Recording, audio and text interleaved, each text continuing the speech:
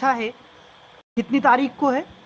सितंबर में दोस्तों आपकी परीक्षा होनी है। 6 तारीख को आपका पेपर होगा और उसी की श्रृंखला में आप तक हम लेकर चल रहे हैं संपूर्ण पेडागॉजी 90 नंबर वाली क्लास।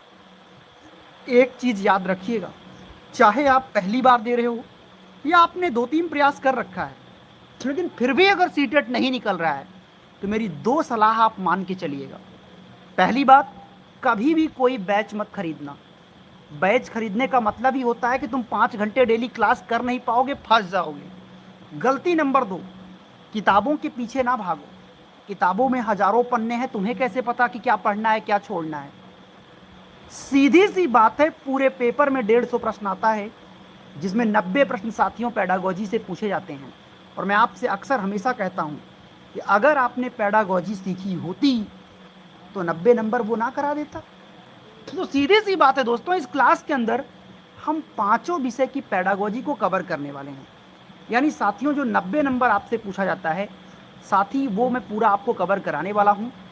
तो आइए दोस्त, शुरुआत करते हैं सेशन का। बहुत स्वागत है आपका, सभी को गुड इवनिंग। पहला प्रश्न आपकी स्क्रीन पर है, क्या कह रहा है आपसे? कथन और कारण। चूंकि आपका अक्सर बहुत सारे साथियों की शिकायत होती है सर कि बहुत सारे टीचर कथन और कारण नहीं कराते हैं। यार देखो, अब कथन और कारण से पहले तो नहीं आता था, लेकिन पिछले 3-4 सालों से क्या हुआ है कि कथन और कारण के 10 से 12 सवाल पेपर में आता है, अधिकतम 15 सवाल भी हो सकते हैं। तो साथियों, इस वीडियो में मैं कथन और कारण की आपकी समस्या हमेशा के लिए दूर कर दूंगा। केवल सुनो तो सही। कथन कह रहा है, पियाजे के अनुसार बच्चों का संज्ञानात्मक विकास एक निरंतर और निर्बाध प्रक्रिया है। क्या ये बात पियाजे ने कहा था? कारण ये दे रहा है कि पियाजे का मानना था कि बच्चे अपने पर्यावरण के साथ सक्रिय रूप से अंतःक्रिया करके ज्ञान का निर्माण करते हैं। तो आपको ये बताना है कि क्या कथन और कारण दोनों सही है या गलत है। ध्यान दीजिए, पहला क्या कथन है कि जीन पियाजे के अनुसार बच्चों का संज्ञानात्मक विकास एक निरंतर और निर्बाध प्रक्रिया होती है या नहीं होती है? हाँ या ना? आप लोग हाँ या ना में उत्तर करिए। तो साथ ही पहले एक बात को समझो, ये कथन पूरी तरह से गलत है। क्योंकि पियाजे ने कभी नहीं कहा कि संज्ञानात्मक विकास एक निर्बाध प्रक्रिया है। पियाजे ने कहा था कि बच्चे का जो संज्ञानात्मक विकास है वो 4 अवस्थाओं से गुजरता है। मतलब कथन तो गलत है। अब बहुत सारे टीचर ये कह देते हैं कि कथन गलत होगा तो कारण भी गलत होगा, जबकि साथी ये बात पूरी तरह सही नहीं है। अब कारण को सुनो क्या कह रहा है। पियाजे का मानना था कि बच्चे अपने पर्यावरण के साथ सक्रिय रूप से अंतःक्रिया करके ज्ञान का निर्माण करते हैं। क्या यह कथन सही है या गलत है? हाँ या ना? आप मुझे बताइए साथी। तो प्यारे भाइयों, अगर मैं आपसे कारण की बात करूं तो यह बात बिल्कुल सही है कि पियाजे ने कहा था कि बच्चा अपने ज्ञान का निर्माता स्वयं है। वो वातावरण पर्यावरण से संघर्ष करके अपने जीवन को निर्मित करता है। यानी कथन तो गलत है लेकिन कारण सही है। यानी इसका उत्तर यही होगा कि ए गलत है लेकिन आर सही है। समझे? विकल्प में मत जाओ, विकल्प में कहीं दिया गया होगा। ऑप्शन नंबर डी देखो, ए गलत है लेकिन आर सही है। यही डी वाला आपका देख रहे हो। आ जाओ, क्वेश्चन लंबा है तो पहले क्वेश्चन पढ़ लो। वाइगोत्स्की के सामाजिक सांस्कृतिक सिद्धांत के संदर्भ में जब एक शिक्षिका किसी बच्चे को किसी पहेली को सुलझाने में केवल तब मदद करती हैं जब वो अटक जाती है और केवल उतना ही संकेत देती है कि जिससे वो आगे बढ़ सके, इसे क्या कहा जाएगा?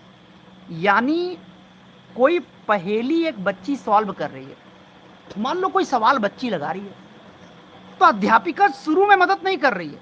इसका मतलब ये इसके फोल्डिंग तो नहीं होगा। अध्यापिका शुरू में मदद नहीं कर रही है, जब वो अटक जाती है केवल तब मदद करती हैं और उतना मदद करती हैं जिससे वो अपने सवाल को कर पाए। तो गुरु इसको पता है क्या कहते हैं? ZPD कहते हैं कि जब किसी काम को कोई बच्चा शुरू तो स्वयं करता है लेकिन बिना मदद के पूरा नहीं कर पाता, यानी मदद के सहायता से वो काम पूरा करता है, साथियों इसको ZPD कहते हैं। ZPD के पेपर में कई अलग अलग नाम से आपसे पूछा जाएगा। इसको समीपस्थ विकास का क्षेत्र कहते हैं, इसी को संभावित विकास का क्षेत्र कहते हैं, इसी को निकटवर्ती विकास का क्षेत्र भी कहते हैं। क्यों? मैं आपको एग्जाम्पल देता हूँ। हमने कहा ये बच्चे का घर है ए, ये बच्चे का विद्यालय बी। बच्चा चलना शुरू किया, अचानक बेचारा गड्ढे में गिर गया।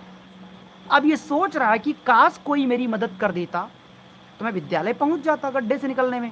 तो गुरु इसको निकालने में यहाँ पे मदद लिया ये। अब यहाँ पे एक ज़मीन पर आया, पहुँच गया। तो ये जो बीच वाला क्षेत्र था जहाँ पे इसने मदद लिया, इसी को कहते हैं समीपस्थ विकास या संभावित विकास या निकटवर्ती विकास, या अंग्रेजी में इसी को कहते हैं ZPD, zone of proximal development. समझे बात को? अगले क्वेश्चन पे आ जाओ। राष्ट्रीय शिक्षा नीति 2020 के अनुसार मूल्यांकन के संदर्भ में कौन सा कथन सही है? पहला, मूल्यांकन योगात्मक से रचनात्मक की ओर होना चाहिए। तो आप मुझे ये बताओ कि जो मूल्यांकन है क्या वो योगात्मक से रचनात्मक की ओर होना चाहिए? क्या ये बात सही है कि गलत है? देखो, दूसरा तो गलत है ही, क्योंकि इसमें केवल लिखा है। तो साथी ये बात बिल्कुल सही है। बच्चों का जो मूल्यांकन है साथी, वो योगात्मक से रचनात्मक की ओर साथी होना चाहिए। ये बात बिल्कुल सही है, क्योंकि रचनात्मकता का मतलब ही होता है कि मुझे बच्चे को आगे बढ़ाना है, कमियों का पता लगा के कमियों को दूर करना है।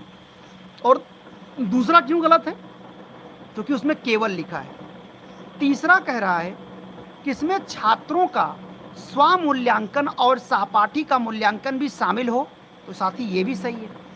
यानी दोस्तों, पहला और तीसरा यहाँ पे सही है, दूसरा तो गलत है। यानी ये कूट वाला क्वेश्चन था, पहला और तीसरा यहाँ पे दोनों सही है, बाकी विकल्प गलत है। इसका उत्तर नीचे दिया गया होगा। रिपोर्ट कार्ड तो वो भी गलत है साथी, पहला और तीसरा वाला होगा, केवल ऑप्शन बी इसका सही होना चाहिए। देखो, ऑप्शन बी सही है। आ जाओ, क्वेश्चन नंबर हम लोग बात करते हैं साथी 4 की। फिर से कथन और कारण है। कथन कह रहा है कि वाइगोत्स्की के अनुसार भाषा दिमागी विकास को सुगम और निर्देशित करती है। ध्यान देना, भाषा दिमागी विकास को रास्ता देती है, निर्देशित करती है। सही बात है, बिल्कुल सही बात है, इसमें कोई बुराई नहीं है। कारण ये दे रहा है कि बच्चा अपनी सोच को विनियमित करने के लिए, मतलब आगे बढ़ाने के लिए अपने आप से संवाद करता है। तो गुरु ये भी सही है। आपको पता होगा कि वाइगोत्स्की ने कहा था कि जब कोई बच्चा स्वयं से बातें करता है तो वो पागल नहीं है, वो सिर्फ अपने विचारों को साथी वो दिशा दे रहा है। तो बच्चे का अपने आप से बातें करने का मतलब ये होता है कि अपने विचारों को दिशा देना, है ना, जिसको हम लोग कहते हैं निजी संवाद। तो साथियों, यहाँ पे ए और आर दोनों सही है और आर ए की सही व्याख्या कर रहा है। मतलब ये है कि कथन और कारण दोनों सही है और कारण कथन की सही व्याख्या कर रहा है। तो चाहे वो अंकुर हैं, अनुपम शर्मा जी हैं, कुसुम हैं और विजय हैं, संगीता हैं और हमारे बहुत सारे प्यारे भाई हैं, चंदन कुमार जी हैं। चलिए, बहुत बढ़िया। क्वेश्चन नंबर 5 एक लंबा प्रश्न है, इसको ध्यानपूर्वक देखना। एक छात्रा, साथी क्वेश्चन लंबा है तो ध्यानपूर्वक देखना। एक छात्रा अपनी खुद की सीखने की प्रक्रिया, अपनी कमजोरियों और ताकतों का गहराई से मूल्यांकन करती है। एक छात्रा है साथी जो अपनी खुद के सीखने की प्रक्रिया, अपनी कमजोरी और ताकत का गहराई से मूल्यांकन करती है और उसके अनुसार अपने पढ़ाने के तरीके में बदलाव करती है। तो ये किस प्रकार के कौशल का उदाहरण है? घोषणात्मक एकदम गलत, अधिसंज्ञान बिल्कुल सही, प्रतिक्रियात्मक गलत है, बाह्य गलत है। अधिसंज्ञान मतलब समझते हो? अधिसंज्ञान का मतलब दोस्तों ये होता है कि जब आप कोई चीज़ कहते हो या कोई काम करते हो तो उसके बाद स्वयं से भी आप सवाल जवाब करते हो कि जो मैंने कहा या जो मैंने किया, क्या वो सही किया या गलत किया। इसी को कहते हैं अधिसंज्ञान करना, मतलब संज्ञान में अपने उस बात को लेना। तो आई होप साथी आप इतनी बात समझ गए होंगे, और अगर यहाँ तक अगर आपको बात समझ में आ गई है तो साथी फिर आपको दिक्कत होनी नहीं चाहिए। समझे बात को? और यही काम ये अध्यापिका कर रही है, मतलब ये बालिका कर रही है। अगला प्रश्न, क्वेश्चन नंबर साथी 6। लॉरेंस कोहलबर्ग के नैतिक विकास के सिद्धांत के अनुसार यदि एक बच्चा तर्क देता है कि कानून और नियम समाज के भलाई के लिए, बच्चा क्या नियम देता है? बच्चा ये तर्क देता है कि जो कानून और नियम है ये समाज की भलाई के लिए है, लेकिन यदि वे व्यक्तिगत व मानव अधिकारों का उल्लंघन करता है तो उन्हें बदल देना चाहिए। तो ये बच्चा नैतिक विकास के किस स्तर पे है? दोस्तों, इस बच्चे को कहा जाएगा, देखो बच्चा ये कहना चाहता है, देखो कि अगर कोई बात गलत है तो गलत है, सही है तो सही है, हमें स्वीकारना चाहिए, लेकिन अगर कोई चीज़ बहुत गलत है तो हमें उसे बदलना भी चाहिए। इसका मतलब यह है कि बच्चा 18 साल का हो गया है, और 18 साल का मतलब ये बच्चा उत्तर परंपरागत में है। उत्तर परंपरागत मतलब सामाजिक अनुबंध। भाई सामाजिक अनुबंध का मतलब क्या होता है? कि बच्चा उचित अनुचित समझकर अपना काम कर रहा है। अच्छा लड़का अच्छी लड़की अवस्था तब होता है जब बच्चे से उम्मीद की जाती है कि देखो फलाने का लड़का सुबह 4 बजे उठ के पढ़ता है, आपको भी सुबह 4 बजे उठकर पढ़ना चाहिए। अगर क्वेश्चन में कुछ ऐसा कहा गया होता तो ऑप्शन ए होता। अधिकार जताने का कोई रोल ही नहीं है। और चौथा विकल्प दोस्तों तब होता। सार्वभौमिक नैतिकता का मतलब क्या है?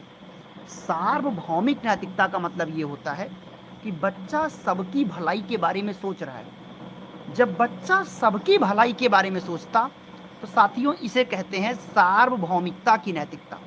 बात समझे? तो इतनी बात आपको समझ में आ गया होगा। और साथ ही अगर आपसे ये पूछे कि लॉरेंस कोहलबर्ग की कमी क्या थी, तो कह देना कि लॉरेंस कोहलबर्ग की सबसे बड़ी कमी यही थी कि उन्होंने अपना प्रयोग महिलाओं पे नहीं किया था। और ये कमी निकालने वाले व्यक्ति का नाम था साथियों कैरोल गिलिगन। ये बात आपको पता होगा। आगे, वीएफ स्किनर के क्रिया प्रसूत अनुबंधन के सिद्धांत के अनुसार एक शिक्षक को क्लास में छात्रों के अवांछित व्यवहार को कम करने के लिए सबसे प्रभावी तरीका क्या होगा?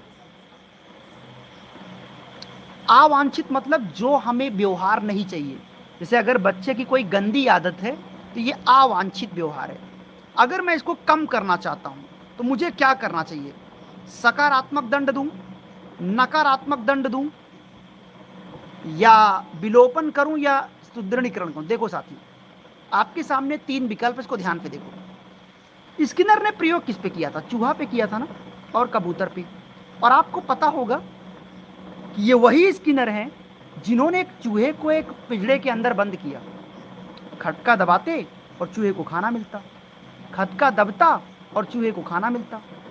लेकिन जब एक दिन दुर्भाग्य से गलती से खटके की जगह बंदूक दबती है तो सारे के सारे चूहे निकलकर भाग जाते हैं। यहाँ से स्किनर ने क्या साबित किया कि जब तक जिंदगी में सब कुछ अच्छा होता है ना, तो लोग आपके साथ खड़े होते हैं, लेकिन जैसे ही नकारात्मकता आती है तो लोग साथ छोड़ के चले जाते हैं। पहला ऑप्शन इसलिए गलत है क्योंकि स्किनर ने दंड की बात नहीं की थी, पुनर्बलन की बात की थी। सकारात्मक शब्द, नकारात्मक शब्द। तो यहां पे नकारात्मक काम नहीं करना है, चीजों को अनदेखा कर दो, यानी विलोपन कर दो, अनदेखा कर दो। समझ के नहीं समझे? अगर कोई बच्चा गलत व्यवहार कर रहा है, टॉफी के लिए जिद कर रहा है, तो आप क्या करो? उसे इग्नोर करो। हमें उन व्यवहार को खत्म करना है साथियों। Option number C. आगे अगला है दोस्तों, लंबा प्रश्न है तो इसको ध्यानपूर्वक देखिएगा। जीन पियाजे और वाइगोत्स्की के सिद्धांत में क्या अंतर है? साथी आपके सामने 4 विकल्प हैं, ध्यानपूर्वक आप लोग देखिएगा। पहला विकल्प कह रहा है कि पियाजे विकास को एक सतत प्रक्रिया मानते हैं, जबकि वाइगोत्स्की इसको चरणों में मानते हैं। जबकि आपको भी पता है कि अभी अभी मैंने पढ़ाया कि वाइगोत्स्की चरण की बात नहीं करते, चरणों की बात, संज्ञानात्मक विकास के चरण की बात किया था पियाजे ने। मतलब ये विकल्प तो गलत है। पियाजे संज्ञानात्मक विकास में संस्कृति और भाषा, अपने आप गलत हो गया, क्योंकि पियाजे नहीं, वाइगोत्स्की संस्कार और भाषा को महत्व देते हैं। तीसरा विकल्प, पियाजे मानते हैं कि विकास अधिगम को निर्देशित करता है, जबकि वाइगोत्स्की मानते हैं कि सामाजिक अधिगम विकास को। एकदम सही बात है। पियाजे का मानना है कि बच्चा निष्क्रिय, ये बात गलत है साथियों। पियाजे ये कहते थे कि विकास जो होता है ना वो अधिगम को निर्देशित करता है। यानी अगर आप प्रगति करोगे तो ये माना जाएगा कि हाँ आप अधिगम किए हो। जैसे आप पढ़ रहे हो, सरकारी नौकरी लग गई तो मान लिया जाएगा कि भाई आप अधिगम कर रहे हो, और नहीं लगी तो नहीं मानेंगे। और वाइगोत्स्की कहते हैं कि अगर आपके पास संस्कार हैं तो माना जाएगा कि आप सामाजिक आदमी हो। तो यही दोस्तों इनमें मूलभूत अंतर है। अगर इसके अलावा की दोस्तों अगर मैं आपसे बात करूं कि जीन पियाजे और वाइगोत्स्की में और क्या मूलभूत अंतर था, तो साथ ही आपको याद रखना है कि जीन पियाजे ने कहा था कि बच्चे में विचार पहले आता है और साथ ही भाषा बाद में आती है। आती है कि नहीं आती है? तो जाहिर सी बात दोस्तों, हम सबको ये बात पता है कि पियाजे कहते हैं कि बच्चों में विचार पहले आता है, भाषा बाद में आती है, जबकि साथियों वाइगोत्स्की कहते हैं कि बच्चे में भाषा पहले आता है और विचार बाद में आता है।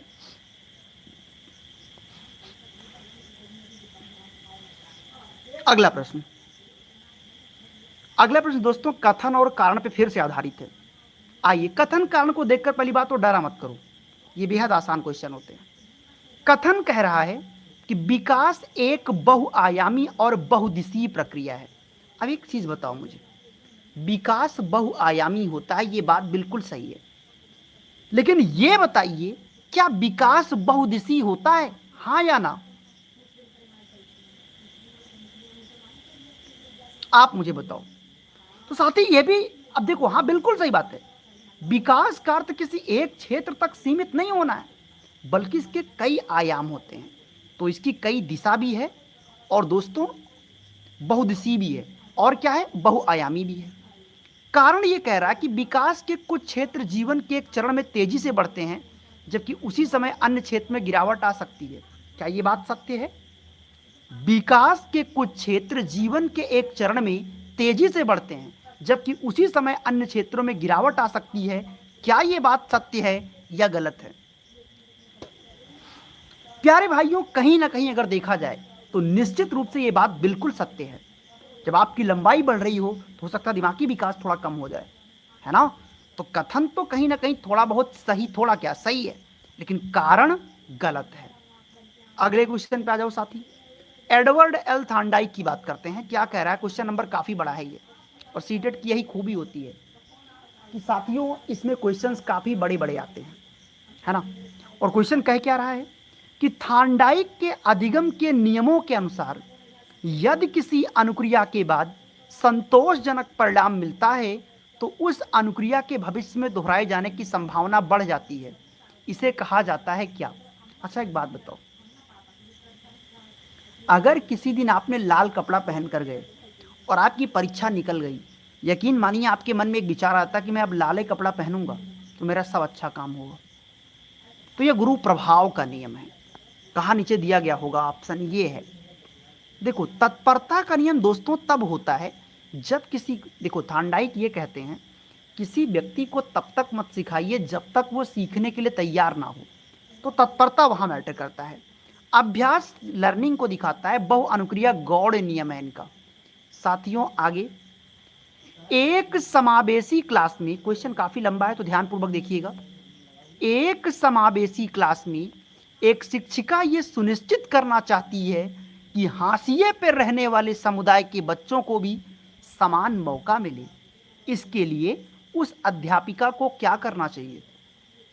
एक समावेशी क्लास में एक शिक्षिका दोस्तों, एक अध्यापिका इस बात को सुनिश्चित करना चाहती है कि जो हाशिए पर रहने वाले समुदाय के बच्चे हैं उनको भी सीखने का समान अवसर मिले।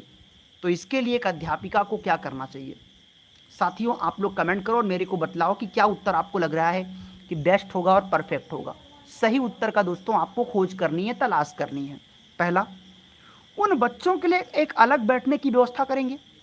नहीं साथी, अलगाववादी। समावेशी क्लास ये कहती है कि एक ऐसी क्लास जिस क्लास में हर पृष्ठभूमि का बच्चा है, अमीर भी है, गरीब भी है, ब्राह्मण भी है, क्षत्रिय भी है, हर पृष्ठभूमि का बच्चा है ना। तो फिर अलग बैठने की क्या बात? क्लास में सांस्कृतिक रूप से उत्तरदायी शिक्षा शास्त्र अपनाना चाहिए। ठीक है, उन बच्चों से अपनी शैक्षिक अपेक्षाओं को कम कर दें मतलब मैं उन बच्चों से ऐसा उम्मीद करूं कि यार ये तो हाशिए पर रहने वाला गरीब बच्चा है, उससे उम्मीद करना बंद कर दूं, तो ये भी गलत है। मुझे चौथा ऑप्शन थोड़ा देखना पड़ेगा, केवल लिखा है तो अपने आप ही गलत हो गया। इसका मतलब साथी ये है कि ये गलत और ये गलत। ऑप्शन नंबर बी, क्लास में सांस्कृतिक रूप से उत्तरदायी शिक्षा शास्त्र अपनाऊंगा। अगर कोई बच्चा ऐसे हाशिए से आ रहा है जो पिछड़े समाज का है, तो मैं सबको समान रूप से आगे बढ़ाने का मौका दूंगा। साथी बी वाले के साथ जाइए। आगे साथियों, ये सूचना उन दोस्तों के लिए जिनका सीटेट नहीं निकल रहा है और अभी तक आपने कोई तैयारी भी मान लो नहीं की है, तो क्या करिएगा। सीटेट पास करने के लिए साथियों दो चीज़ बहुत ज़रूरी होता है। पहली चीज़, आपको कोई बैच नहीं खरीदना है। बैच तभी खरीदो अगर आप डेली 5 घंटे 7 घंटे क्लास कर सको। 5 घंटे डेली क्लास कर नहीं पाओगे, पैसा बर्बाद हो जाएगा फालतू का। गलती नंबर 2, किताबों के पीछे मत भागो। किताबों में 1000 पन्ने रहेंगे, एक सब्जेक्ट 500 पेज का होता है, तो 5 सब्जेक्ट 2500 पेज का होता है। तो आपको कैसे पता कि क्या पढ़ना है क्या छोड़ना है, तो इसलिए किताबों के पीछे भी ना भागें। सीधी सी बात है, आपके सीटेट में 150 प्रश्न आता है, जिसमें 90 प्रश्न पेडागोजी का आता है। सबसे पहले पेडागोजी सीखो, और अगर पेडागोजी आपने सीख लिया तो 90 नंबर वही करा देगा, और बचेगा 60 नंबर टॉपिक का। तो टॉपिक डिसाइड करो कि हर सब्जेक्ट में क्या पढ़ना है, कौन सा टॉपिक आपके काम का है। इसके लिए दोस्तों आपको दिया जा रहा है ये 150 पेज का ये एक PDF नोट्स है, जो ऑनलाइन आपको मिल जाएगा, और मात्र 150 पेज पढ़ना, बहुत ज़्यादा लंबा चौड़ा 1000 पन्ना नहीं। 150 पेज में 90 पेज में आपको रहेगा संपूर्ण पेडागोजी, और 60 पेज में आपको मिलेगा पूरा कंप्लीट कंटेंट। करना कुछ नहीं है, नीचे आपका व्हाट्सअप नंबर हमारा है 9653050981 पे मैसेज कर लेना, या कॉल करके आप इस नोट्स को, जो प्रीमियम PDF नोट्स है, आपको तुरंत ये मिल जाएगा। साथ ही आगे, जीन पियाजे के अनुसार एक 5 साल का बच्चा ये मानने की प्रवृत्ति रखता है, यदि एक लंबे गिलास का पानी एक चौड़े और उथले बर्तन में डाल दिया जाए तो पानी की मात्रा कम हो जाती है। ये सोच किस संज्ञानात्मक विकास की सीमा को दर्शाता है। ओके, देखो आप इसको सूंघ कर उत्तर कर सकते हो। एक 5 साल का बच्चा, ध्यानपूर्वक समझना, क्वेश्चन बहुत बढ़िया है। सवाल ये कह रहा है साथी आपसे कि एक 5 साल का बच्चा ये मानने की आदत रखता है कि यदि एक लंबे गिलास का पानी एक चौड़े और उथले बर्तन में डाल दिया जाए तो पानी की मात्रा कम हो जाती है। ये सोच उसकी किस संज्ञानात्मक सीमा को दर्शाता है। तो इसका मतलब दोस्तों ये है कि बच्चे में, देखो मैं आपको समझाता हूँ, एक लंबा गिलास पानी ले लो, ये एक लंबा गिलास का पानी हो गया, और हमने इसको एक कटोरिया में डाल दिया। अब बच्चे को ये लग रहा है कि जितना पानी इस गिलास में था, जब ये पानी इसमें डाल दिया तो पानी अब कम हो गया। क्या कभी ऐसा हो सकता है? बर्तन बदल देने से पानी की मात्रा नहीं बदल जाती है। इसका मतलब ये है इसमें संरक्षण का अभाव है। नीचे यहाँ पे विकल्प आपको दिया गया है। या फिर दोस्तों अगर संरक्षण का अभाव नहीं है तो केंद्रीकरण, यानी एक ही चीज़ पर उसका ध्यान केंद्रित है। यहाँ लिखना था संरक्षण का अभाव, लेकिन संरक्षण का अभाव तो लिखा नहीं वहाँ पे। तो यहाँ केंद्रीकरण, केंद्रीकरण का मतलब बहुत लोग नहीं समझते। केंद्रीकरण का मतलब ये नहीं होता एक जगह ध्यान केंद्रित करना। केंद्रीकरण का मतलब ये होता है कि आपने जब, जैसे मान लीजिए आपको टॉफ़ी दिया, तो आपको टॉफ़ी तो याद है, लेकिन मैं आपको भूल गया कि मैं कौन हूँ। यही केंद्रीकरण है। तो जब ग्लास का बर्तन था तो बच्चे